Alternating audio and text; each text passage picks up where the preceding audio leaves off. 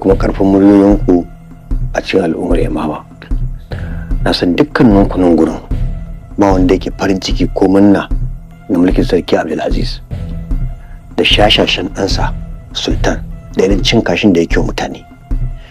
To wannan zama namu mun yi shi ne domin ya zaya mu tattauna da za mu kawo canji a Yamama. To Ado ya kuke so mu yi? Kasan dai ba za mu iya sauke sarki da karfi ba ko? Ba magana sauke sarki da karfi ba ne. Magana ce ta fatan baki da wannan bakin namu. Za mu yi magana da za ta je inda ba mu zata ba. Shi sa na gayyato Mega da ɗan kuɗa cikin wannan magana. Domin su masana ne na harkar social media. Za su kirkirar mana handle wanda za mu yi amfani da shi wajen yaɗa manufanmu, zancen mu ya je inda ba mu zata ba har mu nasara cikin wannan al'amari. To idan aka ji muryarmu aka yi amfani da media sai me? Sai gwamnati ta shigo ciki. Ai muna tare da gwamnati a cikin wannan al'amarin. Gwamnati ta shigo ciki shi ke nasara ta zo. Dakata Ado, ni ba na tare da ku. Domin na samu labarin kun karɓo kwangilar rusa masarautar Yamama da Ugusa. Aliyu, ai na ga wannan zancen. Mutane sun ga lokacin da wata mota ta zo ta ɗauke ku, kuma hanyar Gusa kuka yi. Don haka ni tafiya ta zan yi. Ya haƙuri, dakata, Aliyu karkata shi. Wannan al'amarin muna yin sa ne ba don mutanen Gusa ba, a'a muna yi ne domin al'ummar Yamama mu kenan. To amma ai a can kuka faro maganar, kuma a can aka ba ku aikin.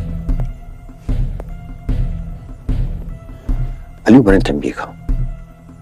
Yanzu ka aminta da mulkin sarki Abdulaziz da ɗansa Sultan? A wannan ƙasar fakarsa mahaifinka.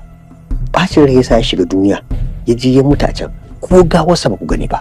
Sannan a wannan mulkin karsa dan uwanka kanin ka aka kashe shi. A wannan mulkin aka kwace gonakin ku da ko gadar ta iyaye da kakanni, aka mai da gurin su ko dokura. Yanzu duk wannan abun bai saka kin wannan al'amarin ba, har sai an zo maka magana ka wani abu daban.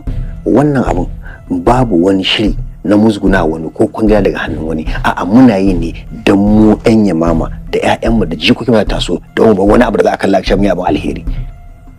Ado, za ka iya rantsewa da Allah ba kwangila ku karɓo ba?